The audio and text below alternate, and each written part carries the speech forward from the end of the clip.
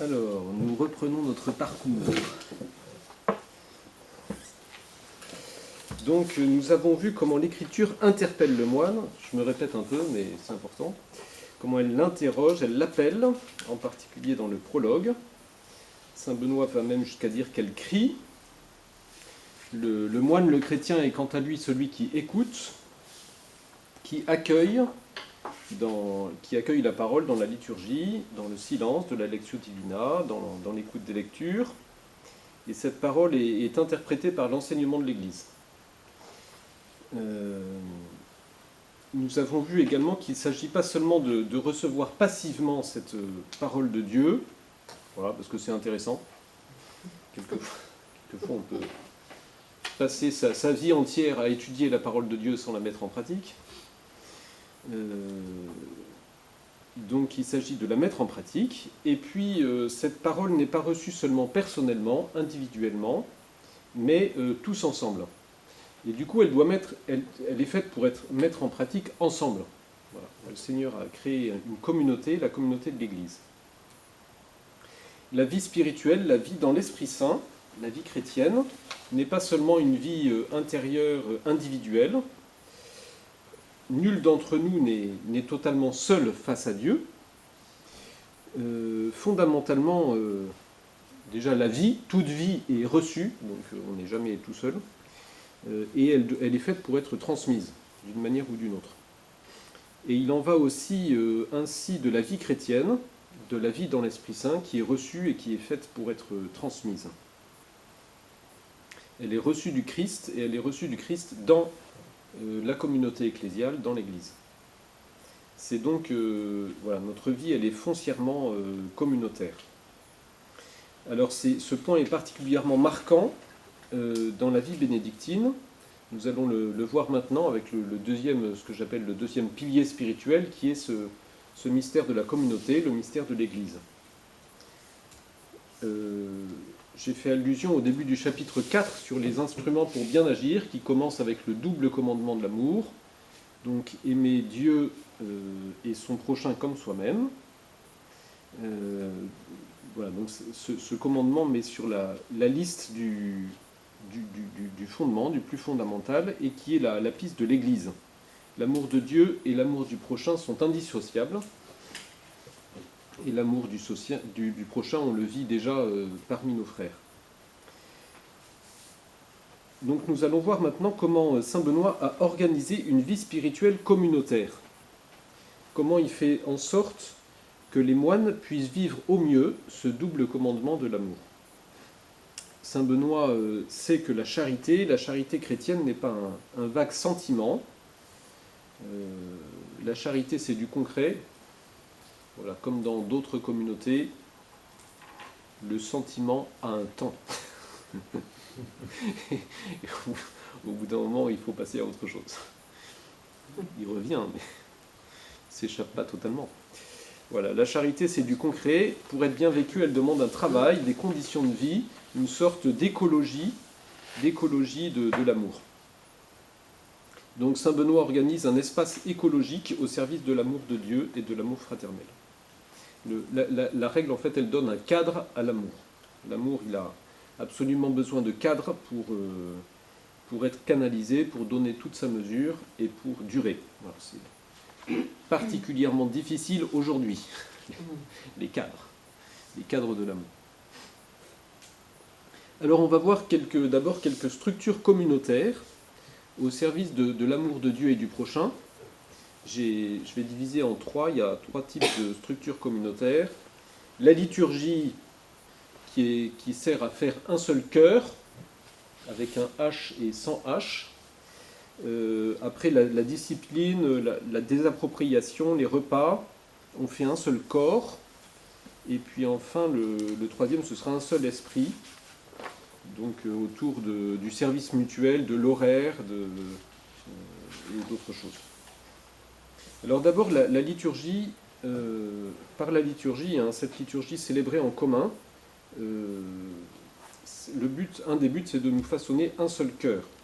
Alors au chapitre 43, qui est l'annonce sur ceux qui arrivent en retard au service de Dieu, mais qui parle aussi de l'annonce de l'office divin. Au verset 3, très important, rien ne passera avant le service de Dieu.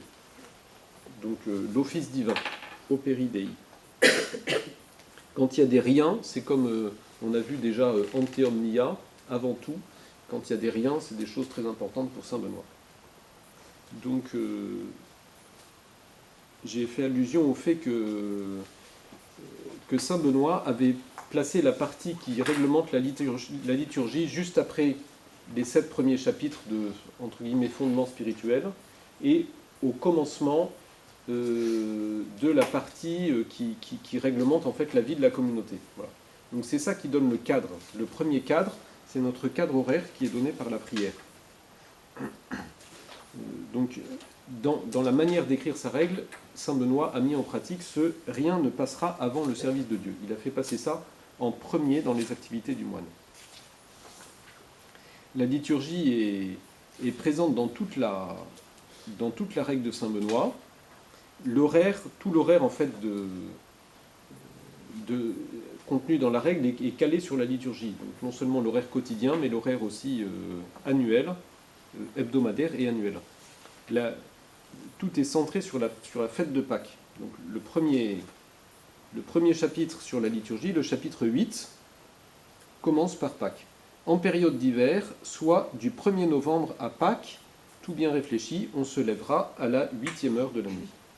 Voilà, donc on commence à préparer Pâques. Et le dernier verset, donc le verset 4, de Pâques au 1er novembre, l'horaire sera réglé de telle façon que, après un court intervalle, la célébration des vigiles sera immédiatement suivie des laudes. Voilà, donc Pâques, c'est vraiment le moment de basculement de l'année. Avant Pâques, c'est l'hiver, après Pâques, c'est l'été. Voilà, l'horaire d'hiver et l'horaire d'été ne sont pas nouveaux, sauf que c'est interprété un peu différemment par saint Benoît. L'année bénédictine est une grande célébration pascale.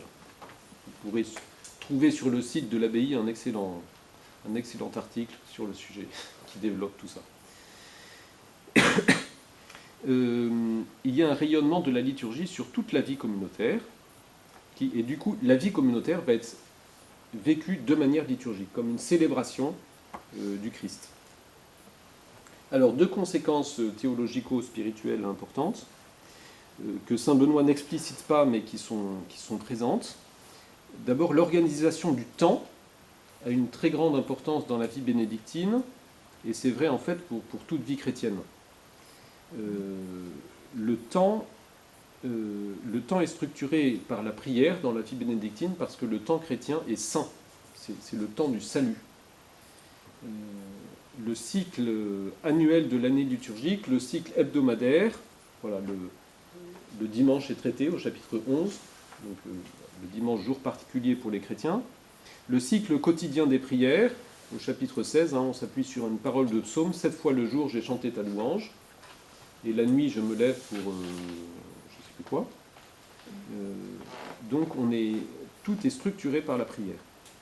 La vie communautaire est mise sous le regard de Dieu, dans la louange, et elle est organisée en vue de la louange, en vue d'accomplir notre vocation humaine la plus fondamentale.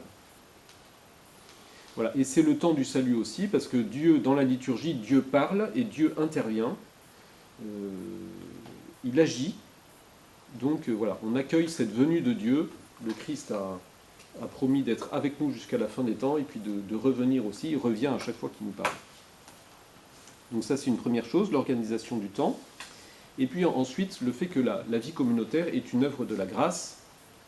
Voilà, c'est pas seulement par la force du poignet qu'on vit ensemble, et puis qu'on est chrétien. D'abord, c'est par la liturgie du baptismal qu'on acquiert une nouvelle dignité, qu'on entre dans la communauté chrétienne.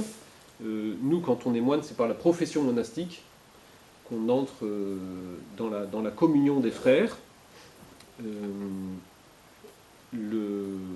Justement, la première fois où le frère est appelé frère, même dans la règle, c'est une fois qu'il a prononcé sa profession, ses vœux, disons. Donc notre vie monastique commence dans cette liturgie. Et c'est là où on devient égaux. Hein. Saint Benoît est très, très attentif à cette égalité des frères. Et donc la liturgie est un facteur socialisant, donc au moment de l'entrée en communauté, et puis aussi les serviteurs de semaine, ceux qui servent au réfectoire, donc qui font la cuisine, qui font la lecture, qui servent le repas, sont bénis au début de la semaine, le premier jour de la semaine, pendant la liturgie. Donc les services communautaires découlent de la liturgie. Ça c'est au chapitre 35 et 38. Donc former un seul cœur. Après, on va aussi très concrètement former un seul corps. Donc ça c'est dans voilà, tout ce qui tourne autour des repas et de la propriété commune. C'est très concrètement, on va former un seul corps. La vérité théologique de l'égalité et de l'unité de tous dans le Christ s'incarne dans des structures qui sont de plus en plus concrètes dans la règle de Saint Benoît, et ces structures servent à manifester l'égalité de tous par le service, et puis à faire l'unité de tous par la vie communautaire. Alors, une de ces structures, ce sont les doyens. Donc, au chapitre 21, si la communauté est nombreuse, on y fera l'élection de frères de bon renom et de sainte vie, qui seront promus dixonniers. Donc ils prendront soin de leur décanie en toutes choses. Voilà, l'abbé partage avec d'autres le soin de la communauté, donc pour que chacun ait quelqu'un qui soit attentif à lui en fait. Voilà, donc il y a cette organisation. Alors comme Moïse dans le désert avait désigné des anciens, hein, comme Jésus a désigné les 12 apôtres et les 72 disciples, là Saint Benoît désigne ses dixonniers.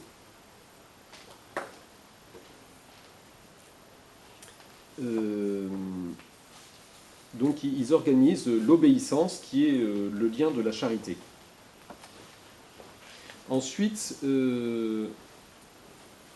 j'ai déjà fait allusion à l'excommunication pour les fautes.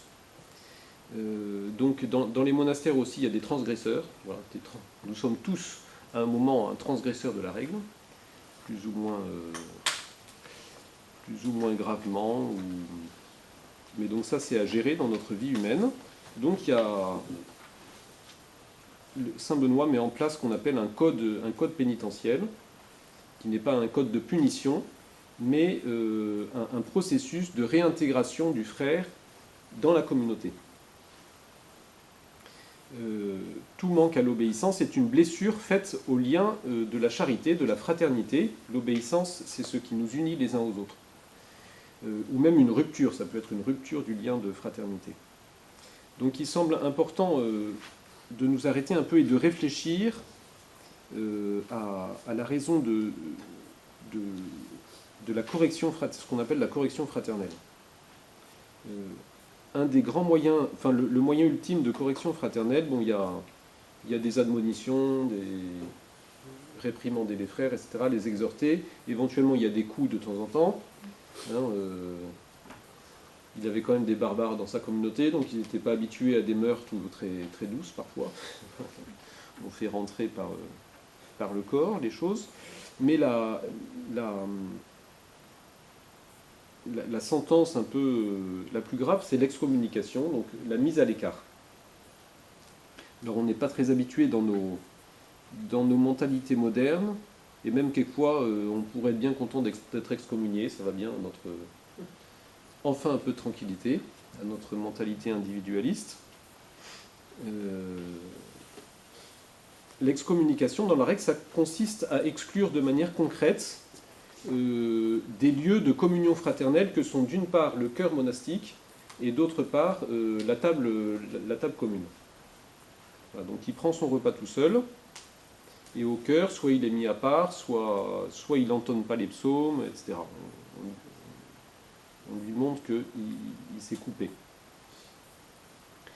Donc ces lieux, c'est important, donc c'est très concret les lieux. Hein. La vie dans l'esprit, la vie spirituelle se manifeste très concrètement chez Saint Benoît par ces histoires de lieux-là. On n'est pas forcément très habitué à cet aspect concret. Mais il y a des lieux pour la vie communautaire, le vrai lieu étant la communauté elle-même. C'est là où la communauté est rassemblée. Alors ça, c'est tout à fait dans la ligne de l'Ancien Testament. Le lieu, c'était la Terre Sainte. Puis après, le peuple de l'Ancienne Alliance, il a fini par comprendre, en exil, que le vrai lieu, c'est pas seulement la terre, mais c'est la communauté.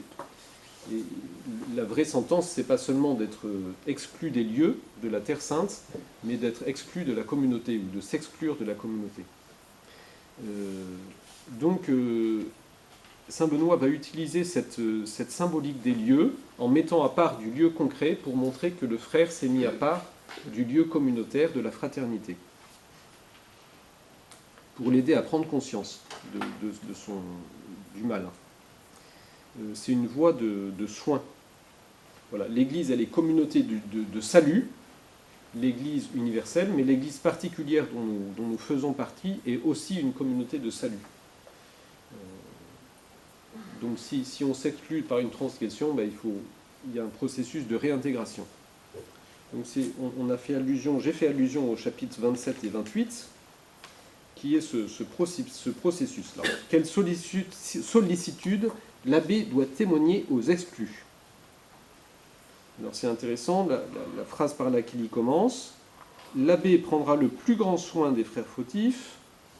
Donc encore une sollicitudine curam, là. Omni sollicitudine. Toute la sollicitude du soin. Car ce ne sont pas les bien portants qui ont besoin du médecin, mais les malades. On se retrouve au cœur de l'Évangile. Donc il s'agit de guérir d'une maladie. Aussi doit-il user de tous les moyens, comme un médecin expérimenté. Voilà, donc finalement, peut-être qu'après le Covid, on peut comprendre mieux l'excommunication. Une phase de confinement. Voilà, on met à part, et puis il guérit de son mal, et puis il revient avec les autres ensuite.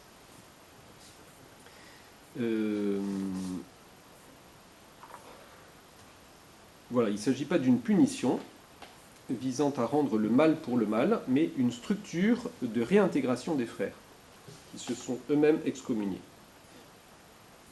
Voilà, donc après il envoie des anciens, qu'on appelle des sympectes, pour consoler le frère. Et le but, verset 4, comme dit l'apôtre, que la charité en lui soit affermie. Voilà, ces frères, ils vont réchauffer l'amour de son cœur qui s'est refroidi là dans la transgression. Et que de l'autre côté, tous les frères prient pour lui. Donc il y a un travail des deux côtés, du côté de la communauté et du côté du frère. Voilà, et puis verset 5, l'abbé doit en effet mettre un soin extrême et faire diligence avec sagacité et savoir-faire pour ne perdre aucune des brebis qui lui sont confiées. Qu'il le sache, il a reçu la charge d'âmes malades et non un pouvoir tyrannique sur des âmes saines. Voilà, donc on est vraiment au cœur de l'évangile là. Et puis après l'image du bon pasteur qui va chercher la brebis. Voilà, donc dans ce chapitre 27, l'abbé fait tout pour aller chercher le frère qui s'est mis à part. Mais il se peut que ça ne marche pas. Donc il y a le chapitre 28.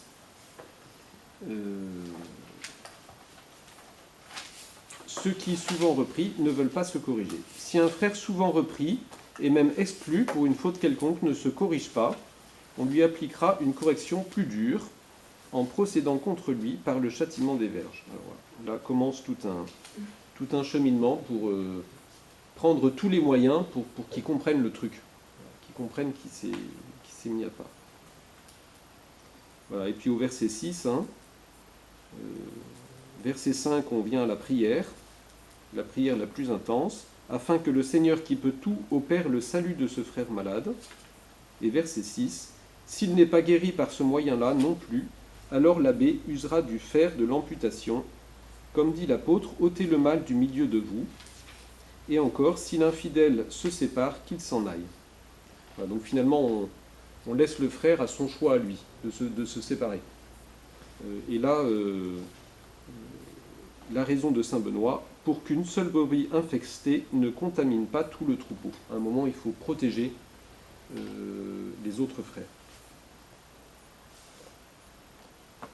Voilà, toute une dynamique pour mettre en fait le frère face à lui-même et à son choix, parce que le frère qui transgresse, il a besoin de refaire un choix sans doute. Le but étant la réintégration quand même dans le corps communautaire, l'amputation, et c'est un échec du soin, ce qui est parfois nécessaire. Mais... Alors après, il y a la gestion des biens du monastère. La personne du célérier et puis les responsables des outils sont symboliques de cette gestion des biens du monastère. Donc on se souvient qu'on est en état de guerre au 5e siècle, donc il y a un chapitre spécial sur les outils en fer qui valent de l'or dans ce contexte-là, un contexte de pauvreté et de guerre. Donc la propriété commune, à la personne du célérier est demandé beaucoup de qualité humaine. Voilà, prendre soin de tout, ne rien faire sans l'ordre de l'abbé, ne pas affliger les frères. Voilà. Et puis après, le premier verset, même j'ai raté, mais beaucoup de qualités humaines, ayant de l'expérience, rassis de caractère, sobre, qui ne soit ni gros mangeur, ni hautain, ni agité, ni injuste, ni borné, ni dépensier. Voilà. Vraiment, la tempérance faite chair, le célérier. Et puis aussi, craignant Dieu, et qui soit comme un père pour toute la communauté. Voilà, parce qu'il va être chargé justement du soin du corps communautaire, dans ce qu'il a de plus... Dans les besoins matériels, c'est très important pour nous, les besoins matériels, pour tout homme. Hein. Donc il y a une très grande importance pour Saint Benoît de la propriété commune et une lutte féroce contre le vice de l'appropriation, qui nous colle à la peau.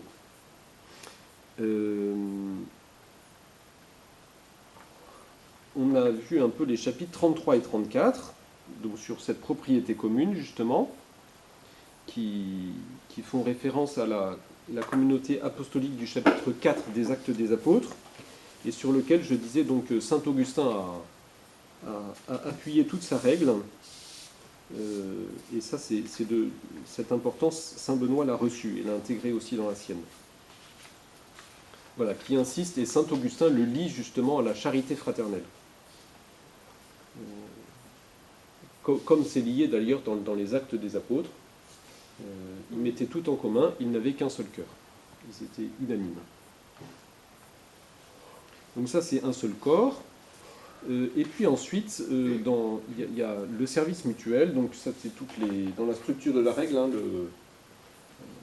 horaire, service mutuel, la lecture, le programme de la journée, ça va former un seul esprit. En gros, hein, je schématise, mais c'est ça.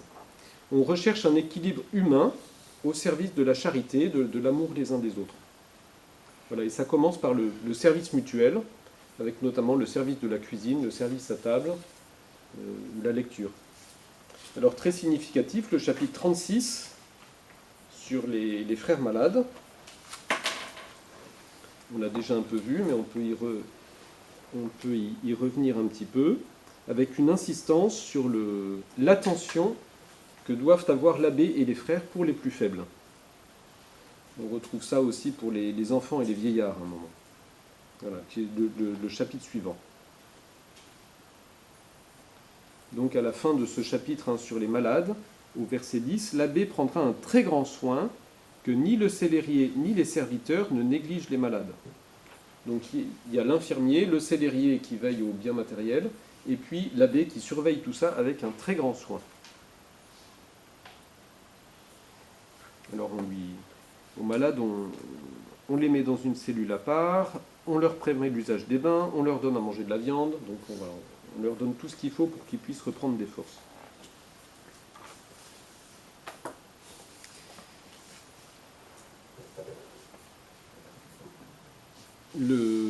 Voilà, il y a du travail ensemble aussi. Ça c'est un peu plus loin, c'est au chapitre 48.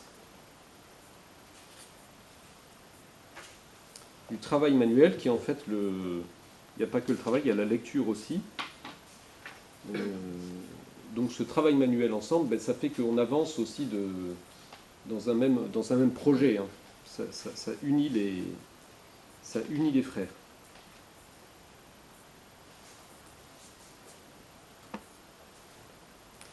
Et puis c'est évangélique. Voyons, je cherche le...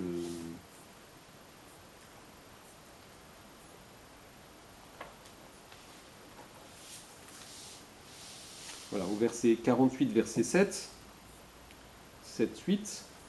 Si les conditions de lieu où la pauvreté exigent qu'ils s'occupent par eux-mêmes des récoltes, donc voilà, ce n'était pas évident dans tous les monastères, qu'ils ne s'en attristent pas, car c'est alors qu'ils sont vraiment moines, quand ils vivent du travail de leurs mains, comme nos pères et les apôtres. Notamment saint Paul, qui travaillait de ses mains la nuit et qui évangélisait le jour.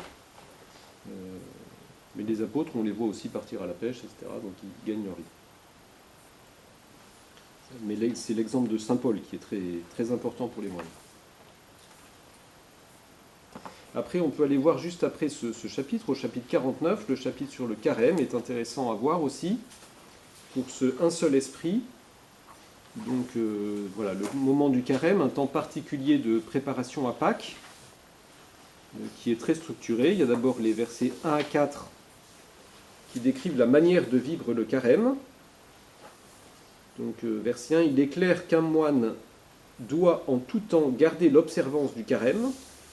Peu en sont capables. Aussi nous suggérons qu'au moins en ces jours du carême, ils gardent leur vie toute pure. Il y a 40 jours où on fait un petit effort. Et du même coup, efface pendant ces 5 jours toutes les négligences des autres temps. Voilà. Cela se fera convenablement si nous nous abstenons de tous les vices et nous adonnons à la prière avec larmes, à la lecture, à la componction du cœur et à l'abstinence. Voilà, donc l'esprit et puis après des pratiques concrètes. Après justement les versets 5 à 7, ce sont ces pratiques. Pendant ces jours-là, ajoutons quelque chose à la tâche habituelle. Et puis après, au verset 6, ça se fait dans la joie du Saint-Esprit. Une autre mention du Saint-Esprit. Donc pour Saint Benoît, c'est un temps de joie, ce carême, joie de l'effort de se préparer à Pâques. On vit déjà de la joie de Pâques, qu'on attend au verset 7 dans la joie du désir spirituel. On le met 2 fois. Quand on a besoin de répéter les choses, c'est que c'est peut-être pas tout à fait évident pour tout le monde.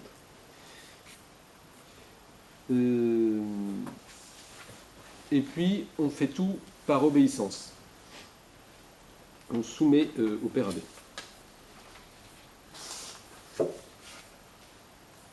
Après, dans un seul esprit, il y a aussi une lutte contre le murmure qui détruit la communion. Alors, on l'a déjà un peu repéré. Mais par exemple, au chapitre 34, voilà, que chacun ait selon ses besoins, c'est pour éviter le murmure, justement.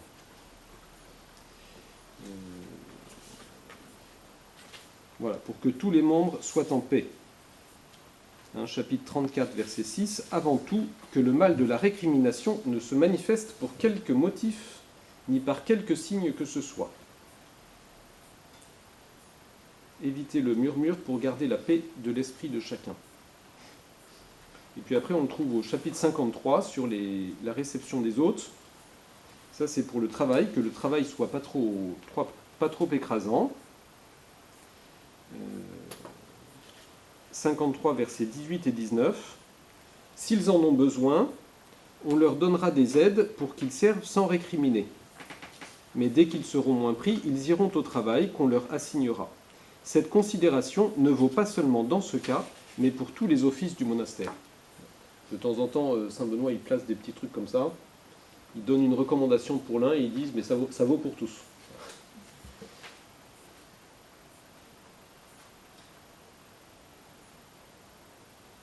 Voilà, donc cette lutte contre le murmure, entre parenthèses, elle est présente dans tous les textes monastiques. C'est un grand... Parce que c'est une vie où il y a des frustrations un peu particulières. Donc ce sont les frustrations qui créent le murmure. Voilà, et tout ça, ça crée un engendrement de la personne tout entière par la communauté mère. Alors cet engendrement, il y a un mot particulier dans la règle qui est la discrétio.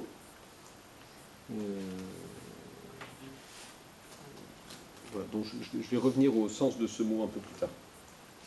Avant d'en parler, dans la règle, il y a une anthropologie qui est très, très unifiée. Alors, Saint Benoît, on l'a déjà vu en pratique, mais il prend la personne dans tout ce qu'elle est et il explicite cette affaire-là. Donc, par exemple, au prologue, verset 40, on voit assez bien ça.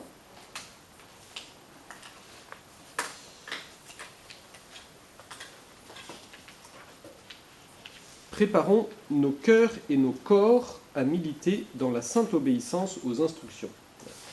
Je l'ai dit plusieurs fois, mais c'est important d'y insister. L'anthropologue Saint Benoît ne sépare jamais l'âme et le corps.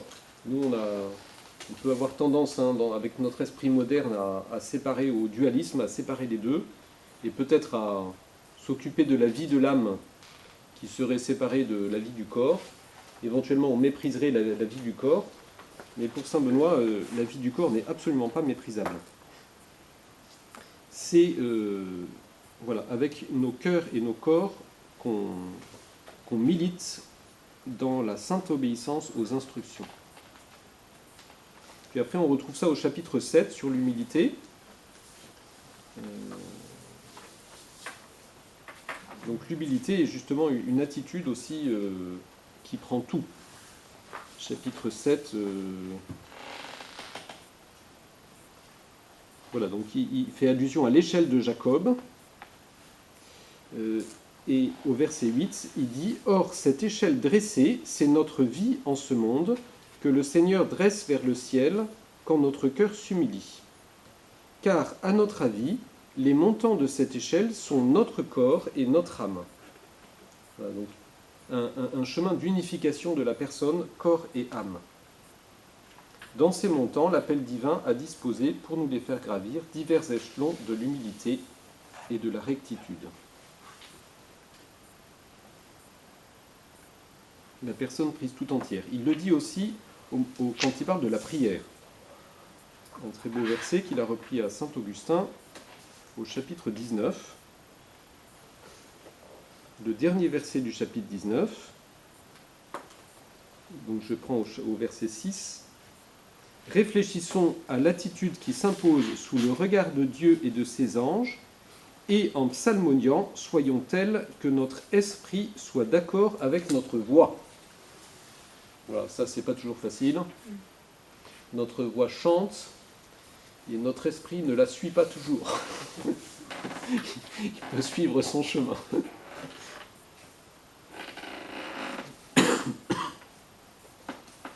Voilà, Saint Benoît a repris cette expression à Saint Augustin, si mes souvenirs sont bons, mais je crois qu'on trouve chez Saint Cyprien aussi. Voilà, et puis on a vu aussi l'accueil des autres, le fait de la prière, et puis après témoigner toute l'humanité. Donc ça, ce qu'on vit en communauté rejaillit sur l'extérieur. Donc prendre tout l'homme. À la fin du prologue, on voit que Saint Benoît fonde une école du service du Seigneur, qui est en fait une école de charité. Au verset 45, nous allons fonder une école du service du Seigneur. Voilà. Et après, donc, je l'ai déjà lu, mais c'est très beau, donc je vais le relire. Saint Benoît commente « Dans cette institution, nous espérons n'imposer rien de dur, rien de pénible. » Ce n'est pas une vie où on se fait souffrir. On l'a beaucoup entendu dans des spiritualités plus modernes. Se faire souffrir, ça fait du bien. Non, Saint Benoît, c'est pas du tout ça. Toutefois, si la raison et l'équité conseillent de proposer quelques légères contraintes pour corriger les vices et préserver la charité, voilà, parfois les médicaments ont un goût pas très bon, ne va pas, troublé de frayeur, abandonner sur le champ le chemin du salut, dont les débuts sont forcément malaisés. À mesure qu'on progresse dans une sainte vie et dans la foi, le cœur se dilate.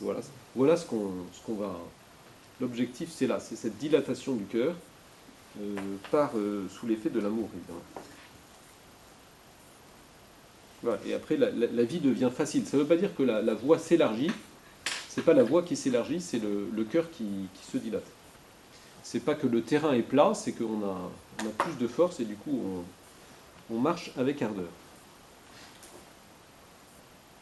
Donc on a vu à pas mal d'endroits que dans la règle de Saint Benoît, il y a cette attention aux personnes, aux faiblesses, aux dons particuliers.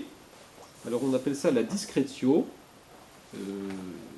Saint Benoît appelle à cette discrétio, c'est plus qu'une discrétion, c'est pas une simple modération, c'est une recherche de mesure, mais c'est beaucoup un discernement spirituel. Voilà. Discernement des dons de chacun, pour que les dons que le Seigneur a mis dans les personnes, ils puissent être mis en valeur, porter du fruit et soient des fruits de vie pour les autres. Alors on voit par exemple au deuxième chapitre sur l'abbé, chapitre 64,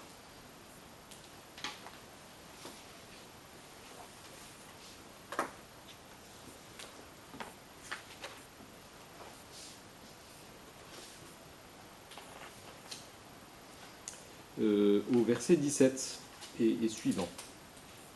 En donnant ses ordres, l'abbé sera prévoyant et circonspect. Qu'il commande un travail pour Dieu ou pour la terre, voilà, on a encore lié le ciel et la terre, il agira avec réflexion et mesure, ayant à l'esprit la discrétion de saint Jacob, disant « Si j'exténue mes troupeaux par une marche forcée, ils mourront tous en un jour. »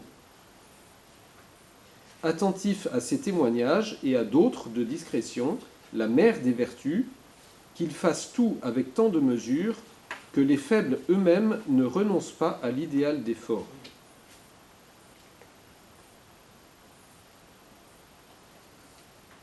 Surtout qu'il observe en tout point la présente règle. Voilà. Et c'est important de tenir compte, voilà, de ceux qui sont... On est tous faibles dans un domaine et forts dans un autre. Donc, dans tous ces domaines, il ne faut pas que les faibles se découragent et que les forts se découragent aussi de ne pas en avoir assez. Ou qu'on rabaisse tout, etc. On rabaisse le niveau. Voilà. Comme pour le bac. C'est plus que c'était de notre temps. Voilà.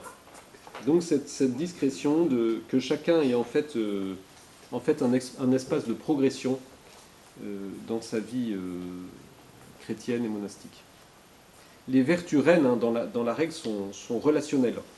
C'est l'obéissance, c'est le silence, c'est l'humilité. Tout ça, ce sont des vertus relationnelles. On reviendra sur l'obéissance et l'humilité.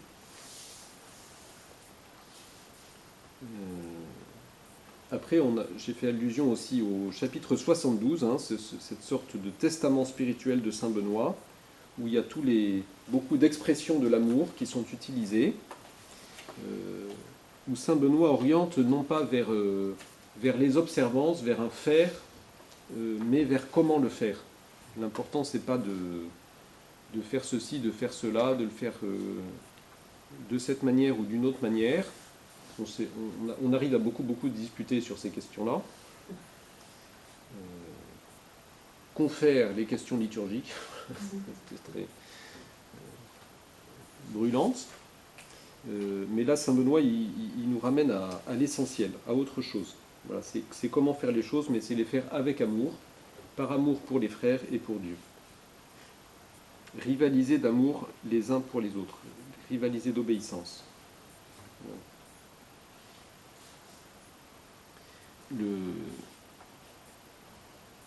Et très concrètement, ça se traduit donc par rapport à la propriété dont j'ai parlé, aux murmures, etc., qui détruisent la communion.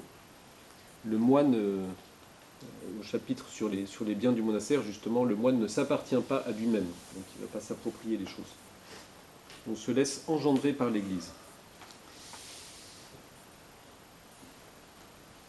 On verra à propos de l'obéissance cet après-midi que la manière d'obéir est très importante, la manière de soigner les malades, on l'a vu, d'accueillir les autres. Et puis, à propos de l'abbé et du célérier, les qualités humaines quand il décrit une charge, en fait, il donne des qualités humaines plus que des choses à faire. On a lu celle du célérier, mais c'est vrai pour l'abbé aussi. Au chapitre 64, donc de l'institution de l'abbé,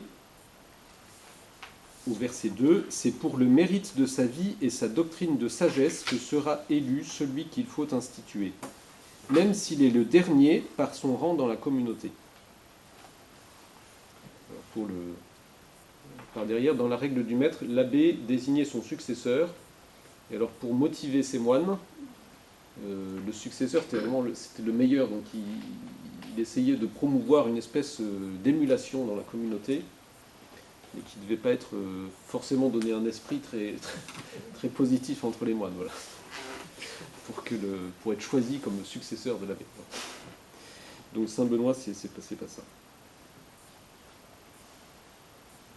Il a dû voir que ça se passait pas toujours très bien.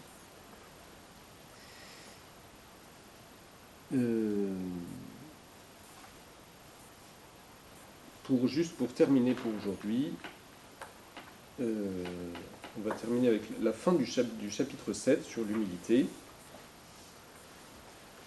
qui est encore là le sommet de l'échelle de l'humilité qu'on a visé. Ayant gravi tous ces degrés de l'humilité, le moine parviendra donc bientôt à cet amour de Dieu qui, devenu parfait, chasse la crainte. Voilà. Le but, c'est ce développement de l'amour de Dieu. Grâce à cet amour, tout ce qu'auparavant il observait non sans crainte, il commencera à l'observer sans aucune peine, comme naturellement et par habitude. Non plus par crainte de l'enfer, mais par amour du Christ, par l'accoutumance du bien et par goût de la vertu. On entend la fin du prologue, là, qui est très proche. Voilà ce que, dès lors, le Seigneur daignera manifester par l'Esprit Saint en son ouvrier, purifié de ses vices et péchés.